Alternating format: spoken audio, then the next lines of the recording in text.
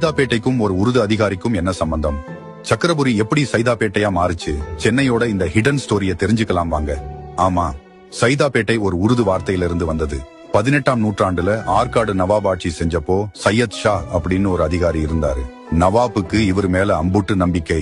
அவரோட சேவைய பாராட்டி அடையாறு ஆத்தோரமா இருக்கிற இந்த மிகப்பெரிய நிலப்பரப்பை நவாப் அவருக்கு பரிசா கொடுத்தாரு. அந்த இடத்துல சையத் ஷா ஒரு அழகான குடியிருப்பை உருவாக்கினாரு. அவரோட பேரால அந்த இடம் சையத் பேட்டைன்னு அழைக்கப்பட்டுச்சு.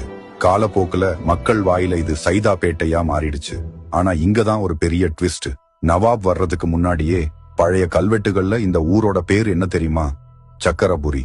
ஆமா, இதுதான் நம்ம மண்ணோட பழமையான பேரு.